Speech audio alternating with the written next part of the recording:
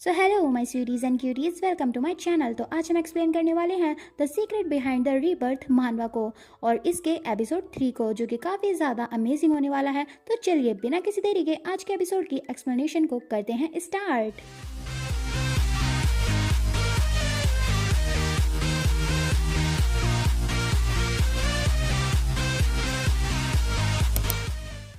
Episode की starting होती है और हमें हमारी जी युआन दिखाई जाती है, जो कि काफ़ी ज़्यादा बोर होती हुई कहती है, योर हाइनेस प्लीज़ मुझे माफ़ कर दीजिए और अब मुझे जाने दीजिए। तभी हम देखते हैं कि जो जिन युनली होता है वो काफ़ी ज़्यादा ईविल स्मेल करते हुए कहता है, बस थोड़ी देर तक और करो इसे। फिर हम देखते हैं कि जिन युनली हमारी जी युआन का फेस पकड़ते हुए कहता है, बस थोड़ी देर और फिर मैं तुम्हें जाने दूंगा, समझी। तभी हम देखते हैं कि ये बात सुनकर हमारी जी युआन काफ़ी ज़्यादा कांपते हाथों से हमारी जिन युनली के पैर को काफ़ी टाइटली पकड़ लेती है और कहती है, लेकिन तभी नेक्स्ट सीन में हम देखते हैं कि हमारी जो जी युआन होती है वो जिन युनली के पैर दबा रही होती है और वो काफ़ी ज़्यादा गुस्सा करते हुए कहती है, आखिरकार मुझे और कितनी देर तक आपके पैरों की इस तरीके से मसाज करनी पड़ेगी, मुझे ऑलरेडी 1 घंटा हो चुका है। और हमारा जिन युनली आराम से बैठकर मज़े ले रहा होता है। फिर नेक्स्ट सीन में हम देखते हैं कि जिन युनली अंगड़ाइयाँ लेते हुए कहता है, वैसे ये इतने बुरा भी नहीं था, मुझे नहीं लगा था कि तुम अपने इतने कमज़ोर हाथों से मेरे पैरों को अच्छे से दबा पाओगी, लेकिन फिर भी तुमने जैसे मेरी मसाज की मैं उसमें काफ़ी ज़्यादा खुश हूँ, तो तुम्हारा शुक्रिया। फिर हमें पास्ट का सीन दिखाया जाता है कि किस तरीके से जिन युनली हमारी जी युआन को उठाकर अपने कमरे में ले आया था ताकि वो उसको रात भर सर्व कर सके और उसके पैरों की मसाज कर सके। ये बातें सोच सोच कर हमारी जी युआन रोते हुए सोचती है, वाकई ये क्राउन प्रिंस एक डीमन है जो कि मुझे बार बार परेशान करता है। तभी हम देखते हैं कि हमारी जी युआन जिन युनली के कंधों की मसाज करना स्टार्ट कर देती है। फिर हमारी जी युआन जिन युनली से पूछती है, योर हाइनेस मुझे एक बात बताइए कि आखिरकार एकदम से हवा में ही आपके हाथ में एक डैगर या फिर आपकी एकदम से ये उड़ती हुई चेनें कहाँ से आ जाती हैं। ये बात सुनकर हमारा जिन युनली काफ़ी ज़्यादा हैरान होता है। तभी जिन युनली जी युआन से कहता है, आखिरकार तुम कहाँ रहती हो, क्या तुम इस दुनिया में रहती भी हो या फिर नहीं, क्या तुम्हें इतना भी नहीं पता कि आखिरकार मैं ये सब कुछ किस तरीके से कर पाता हूँ, क्या तुम्हें स्पिरिट पावर के बारे में कुछ भी नहीं पता। ये बात सुनकर हमारी जी युआन काफ़ी ज़्यादा हैरान होते हुए कहती है, क्या स्पिरिट पावर, पर वो क्या होती है। ये बातें सुनकर हमारी जी युआन सोच में पड़ जाती है और सोचती है, वैसे सच बताऊं तो ये वर्ल्ड वाकई में एक फैंटेसी वर्ल्ड जैसा है जहां पर मैजिक एग्जिस्ट करता है, लेकिन अगर मुझे इस मैजिक के बारे में जानना है तो मुझे इसके बारे में किसी न किसी से तो पूछना ही पड़ेगा। सो माई स्वीटीज़ एंड क्यूटीज़, इस मानवा की आगे एक्सप्लेनेशन करने से पहले मैं आपको इस वर्ल्ड के बारे में कुछ ना कुछ तो बताना चाहूँगी। सो प्लीज़ अब ध्यान से सुनना। तो इस वर्ल्ड में 4 नेशंस हैं, जिसके अंदर पहला नेशन है टाइगर क्लाउड नेशन, और ये वही नेशन है जहाँ पर हमारा जिन युनली और वो ही यहाँ का क्राउन प्रिंस है, और हमारी जो जी युआन है वो यहीं पर रिबॉर्न या फिर यूँ कहूँ किसी और की बॉडी में ट्रांसमिग्रेट हुई है। और जो हमारा सेकेंड नेशन है वो है ब्लेजिंग फिनिक्स नेशन, जो कि फिनिक्स से रिलेटेड है। और तीसरा नेशन है ग्लेसियस टॉर्टॉइस का, जो कि टर्टल से रिलेटेड है। और फोर्थ है ड्रैगन पूल नेशन, जो कि ड्रैगन से रिलेटेड है। और इन्हीं 4 नेशन के अराउंड इस मानवा में काफ़ी ज़्यादा बार बातें होंगी। सो प्लीज़ आप ध्यान रखना कि इस वर्ल्ड में 4 नेशंस हैं, एक ड्रैगन का, एक टाइगर का, एक फीनिक्स का और एक टर्टल का। अब इन सभी के बारे में और ज़्यादा डिटेल्स हमें आगे इस मानवा में पता चलेंगी। सो अभी के लिए हम मानवा को वहीं से कंटिन्यू करते हैं जहाँ से हम कंटिन्यू कर रहे थे। फिर जिन युनली जी युआन को बताता है, जो टाइगर क्लाउड नेशन के सिटीजन्स हैं वो हमेशा से ही मेटल्स का एज अ एलिमेंट यूज़ कर सकते हैं, और ज़्यादातर लोग यहाँ पर टाइगर क्लाउड नेशन के ही हैं जो कि हमेशा से ही यहाँ पर रहते थे। लेकिन 100 साल पहले यहाँ पर ब्लेजिंग फिनिक्स नेशन के और ग्लेशियल टॉर्टोइस नेशन के लोग भी आने लगे और वे यहीं पर आकर रहने लगे। तो देखा जाए तो उनके एलिमेंट्स भले ही हमसे अलग हैं, लेकिन वे हमारे साथ इसी टाइगर क्लाउड नेशन में रहते हैं। ये बात सुनकर जी युआन जिन युनली से पूछती है, तो क्या जिया होंगलिया भी, मेरा मतलब जो मिस जिया है जो कि इस कैंडिडेट कंपटीशन में पार्टिसिपेट कर रही हैं, क्या उनके पास ब्लेजिंग फिनिक्स की पावर है। ये बात सुनकर जिन युनली काफ़ी ज़्यादा हैरान होते हुए हमारी जी युआन को बताता है, जिया होंगलिया काफ़ी ज़्यादा पावरफुल ऑफिशियल की बेटी है जो कि इस नेशन में काफ़ी ज़्यादा पावर रखता है। और जिया होंगलिया जिया लिंग की बेटी है। हमने देखा है जिया लिंग के जितने भी बच्चे हैं उनमें से जितनी भी लड़कियां हैं उन्होंने जो अपनी पावर्स इनहेरिट की हैं वो अपनी मम्मी से की हैं, लेकिन जो उनके बेटे हैं उनके पास उनके फादर जैसी पावर्स हैं। लेकिन फ़र्क नहीं पड़ता कि उन्हें किस तरीके की पावर मिली है, लेकिन जो उनका पोटेंशियल है मैजिकल पावर्स को यूज़ करने का वो हमेशा उनके फादर पे डिपेंड करता है। यानी अगर तुम्हारे फादर काफ़ी ज़्यादा पावरफुल होंगे तो उनके बच्चे भी काफ़ी ज़्यादा पावरफुल होंगे। फिर जिन यून लीजी युआन का हाथ पकड़ते हुए कहता है, पिछले काफ़ी सालों में मैजिकल एजुकेशन को काफ़ी सारी नेशंस तक पहुंचाया गया है और काफ़ी ज़्यादा लोगों को अब बहुत ज़्यादा नॉलेज हो गई है मैजिकल पावर्स के बारे में। लेकिन तुम्हें देखने से मुझे ऐसा लगता है कि शायद अब भी इस दुनिया में कुछ ऐसी जगह है जहाँ पर लोगों को अभी नहीं पता कि मैजिकल पावर्स को किस तरीके से यूज़ करते हैं या फिर उन्हें किस तरीके से अवेकन करते हैं। फिर जिन यून ली जियुआन से पूछता है, वैसे तुम कितने साल की हो? तो जियुआन कहती है, मैं 18 साल की हूँ।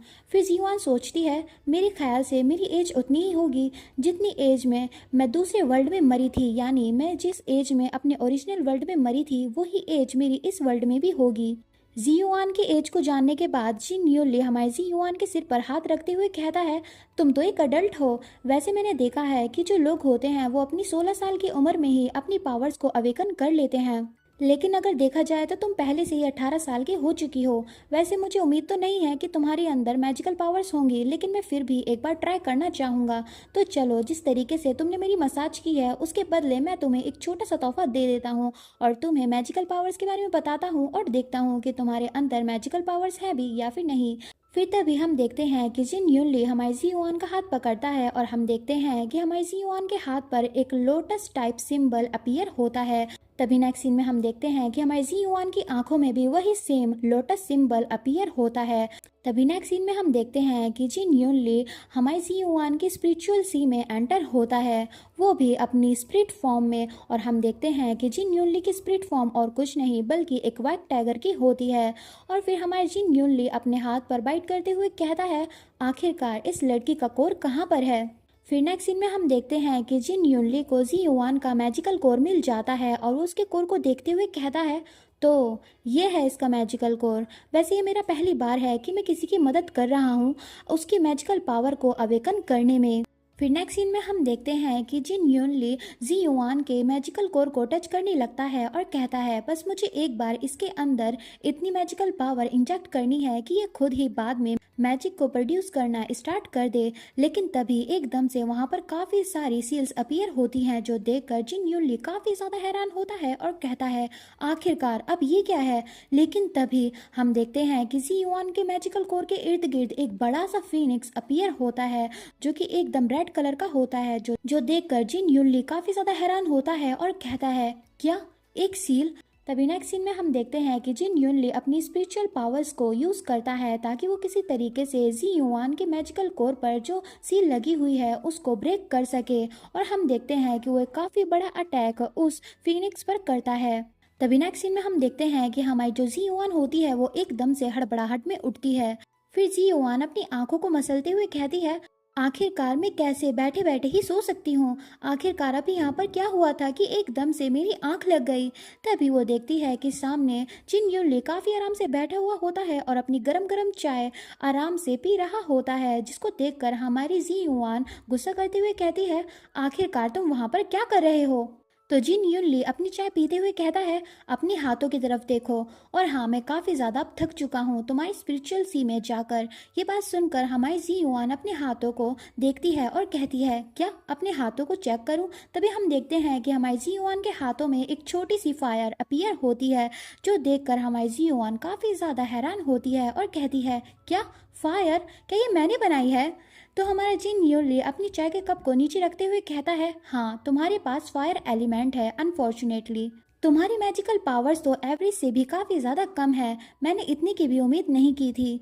लेकिन फिर जिन यूनली हमारे जियुआन से कहता है, लेकिन तुम्हें देखने से ऐसा लगता है कि अगर तुम्हारे पास इतनी ज़्यादा कम मैजिकल पावर्स होंगी तो आखिरकार तुम कंपटीशन में दूसरों का सामना कैसे करोगी। ये बात सुनकर हमारी जियुआन काफ़ी ज़्यादा हर्ट होती है और कहती है, क्या तुम्हारा कुछ बिगड़ जाता अगर तुम थोड़ी सी मेरी तारीफ कर देते। क्या तुम्हें मज़ा आता है दूसरों की इस तरीके से इंसल्ट करने में। लेकिन फिर जियुआन अपनी फायर मैजिक को देखते हुए कहती है लेकिन फिर भी ये काफ़ी ज़्यादा कूल है, मुझे लगा नहीं था कि मेरे पास भी मैजिकल पावर्स होंगी।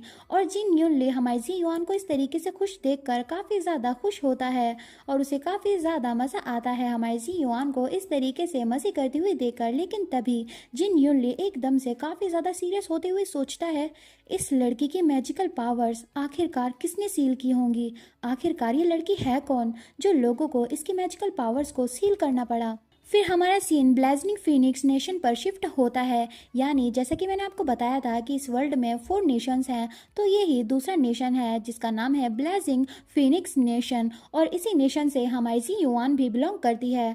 अब आखिरकार वो किस तरीके से इस नेशन से बिलोंग करती है ये तो हमें आगे ही पता चलेगा। लेकिन तभी हमें वहाँ का एक बड़ा सा कासल दिखाया जाता है जो कि रेड कलर का होता है। तभी हम देखते हैं कि उस कासल के रूफ पर कोई ना कोई तो खड़ा होता है। तभी हम देखते हैं कि उस इंसान के वाइट बाल होते हैं और वो कहता है आखिरकार वो सील टूट ही गई। तभी हम देखते हैं कि वो लड़का जो कि वाइट बाल वाला होता है वो कहता है क्या वो लड़की अभी भी जिंदा है? तभी नेक्स्ट सीन में हम देखते हैं कि वहाँ पर एक लड़का होता है जिसकी आंखें बिल्कुल हमारी जी युआन जैसी होती है और वो कहता है जी युआन क्या तुम अभी जिंदा हो? और इसी के साथ ये सीन हमारा यहीं पर कट होता है। तभी हमारा सीन दोबारा से जी युआन पर शिफ्ट होता है जो कि कहती है योर हाइनेस यहाँ पर कुछ ऐसा है जो कि मुझे बिल्कुल भी समझ में नहीं आ रहा है। फिर हमारी जी युआन जिन यूनली से कहती है मुझे एक बात बताइए, वैसे मैं एक काफ़ी ज़्यादा आम सी लड़की हूँ और मैं इतनी ज़्यादा बड़े ख़ानदान से भी बिलोंग नहीं करती और मैं एक कॉमनर हूँ, लेकिन फिर भी आप मेरे साथ इतने ज़्यादा अच्छे से बिहेव क्यों करते हो? ये बात सुनकर जिन यूनली एकदम से काफ़ी ज़्यादा हैरान होता है। तभी जिन यूनली हमारी जी युआन से कहता है तुम्हें क्या लगता है कि आखिरकार तुम किससे बात कर रही हो? ऐसी चीज़ों के बारे में मुझसे मत पूछो जिसके बारे में तुम्हें जानने की कोई भी ज़रूरत नहीं है। ये बात सुनकर हमारी जी युआन काफ़ी ज़्यादा हैरान होती है। तभी हमारी जी युआन लेट जाती है अपने बेड पर और कहती है वैसे गुड नाइट योर हाइनेस, अब मैं सोने जा रही हूँ। और हमारी जिन यूनली कुछ ना कुछ तो सोच रहा होता है। तभी जिन यूनली कुछ सोचते हुए कहता है वैसे आखिरकार मुझे कब से इस लड़की की इतनी ज़्यादा फिक्र होने लगी, मैं कब से इस लड़की की इतनी ज़्यादा फिक्र करने लगा। फिर तभी हमारा सीन एक रात पहले शिफ्ट होता है जब हमारी जी युआन अपनी इस वर्ल्ड की बॉडी में एंटर नहीं हुई थी। तभी हम देखते हैं कि जिन यूनली जी युआन की पोर्ट्रेट पर पॉइंट करते हुए कहता है हे क्यूई, आखिरकार मुझे एक बात बताओ, इस लड़की की दिक्कत क्या है? वैसे क्यूई जो है वो उसी गार्ड का नाम है जिसको आपने पिछले एपिसोड में देखा था, जिसके ग्रीन कलर के हेयर थे। फिर जिन यूनली क्यूई से कहता है क्या तुम देख रहे हो कि ये लड़की बिल्कुल सीधी सी है और ये बस देखने में ही अच्छी है? क्या तुम्हें लगता है कि कंपटीशन कोई मजाक है जो तुम ऐसी लड़कियों को इस कंपटीशन में लेकर आ रहे हो? ये बात सुनकर क्यू बताता है ये लड़की, इसका नाम जी युआन है, मुझे याद है, मुझे पता है कि इसके पेरेंट्स ने इसको फोर्सफुली पैलेस में कुछ पैसों के बदले बेच दिया था। ये बात सुनकर जिन यूनली काफ़ी ज़्यादा हैरान होता है और कहता है क्या उन्होंने खुद की ही बेटी को चंद पैसों के बदले बेच दिया? क्या उन्हें नहीं पता कि इस कंपटीशन के चलते कुछ लड़कियों की मौत भी हो जाती है? क्या उन्हें डर नहीं है कि वे अपनी बेटी को खो देंगे? आखिरकार वे किस तरह के पेरेंट्स हैं? ये बात सुनकर जिन यूनली अपनी चाय के कप को लेते हुए कहता है लेकिन पता नहीं क्यों, लेकिन मुझे इस लड़की पर कुछ ना कुछ तो अजीब लग रहा है। मुझे लगता है कि ये लड़की कुछ ना कुछ तो छिपा रही है। ये बात सुनकर क्यों कहता है हमने देखा और चेक किया कि इस लड़की के बॉडी के अंदर कुछ भी मैजिक नहीं है, यानी इस लड़की की पावर्स या तो अभी तक अवेक नहीं हुई है या फिर वो अपनी पावर्स को छुपा रही है। ये बात सुनकर जिन यूनली कहता है क्यों, क्या तुम्हें लगता है कि ये लड़की उन लोगों से मिली हुई हो सकती है? ये बात सुनकर क्यों कहता है हाँ ऐसा पॉसिबल हो सकता है। फिर नेक्स्ट सीन में हम देखते हैं कि जिन यूनली अपना हाथ उस पोर्ट्रेट पर मारते हुए उठता है और कहता है ठीक है फिर मैं समझ गया, मैं पता लगाऊंगा कि ये लड़की कुछ छुपा रही है या फिर नहीं। और जैसा कि तुम्हें पता ही है कि ये लड़की बिल्कुल सीधी सी है, तो देखते हैं कि आखिरकार ये कुछ छुपा रही है या फिर नहीं। फिर जिन यूनली काफ़ी ज़्यादा शान से कहता है वैसे जाओ उस लड़की को तैयार कर कर मेरे चैम्बर में लेकर आओ, मैं पता लगाऊंगा कि आखिरकार वो क्या छुपा रही है। ये बात सुनकर क्यू परेशान होते हुए कहता है क्या आप सच कह रहे हो? क्या आप सच में यही चाहते हो? ये बात सुनकर जिन यूनली कहता है हाँ वैसे भी वो एक छोटी सी लड़की ही तो है, मैं उसे हैंडल कर लूँगा, बस मुझे थोड़े बहुत एफर्ट्स लगाने पड़ेंगे। ये बात सुनकर क्यों सोचता है मुझे सच में समझ नहीं आता कि आखिरकार आप उस लड़की को हैंडल कैसे करोगे, जबकि आपने आज तक कभी भी किसी लड़की को हाथ भी नहीं लगाया है और ना ही किसी से बात की है। फिर हमें बताया जाता है कि इन दी एंड जिन यूनली कुछ भी नहीं कर पाता और हमारी सी युआन को काफ़ी ज़्यादा बुरी तरीके से हर्ट कर देता है अपनी उस डैगर से, जो कि अपने आप ही एक्टिवेट हो जाती है। ये सब कुछ याद कर जिन यूनली काफ़ी ज़्यादा हैरान हो रहा होता है और उसको खुद पर यकीन नहीं हो रहा होता कि आखिरकार पहली बार उसने एक लड़की को अपने पास आने दिया और उसको वो अच्छे से हैंडल नहीं कर पाया और उसको उसने लगभग मार ही दिया था। ये सब कुछ याद कर वो काफ़ी ज़्यादा बुरा फील करता है। लेकिन तभी जिन यूनली पीछे मुड़ते हुए कहता है, वैसे जैसा कि जी युआन तुम्हें पता ही है कि तुम अब मेरे पैलेस में हो, तो इसका मतलब अब तुम मेरी हो। तो जैसा कि अब मैं तुम्हारे पास हूँ तो अब तुम होमलेस नहीं हो, यानी अब तुम्हारे पास भी घर होगा रहने के लिए। तभी जिन यूनली देखता है कि हमारी सी युआन पहले से ही घोड़े बेचकर सो गई होती है। ये सब कुछ देखकर जिन यूनली काफ़ी ज़्यादा हैरान होता है और कहता है, क्या इतनी जल्दी, क्या तुम इतनी जल्दी सो गई?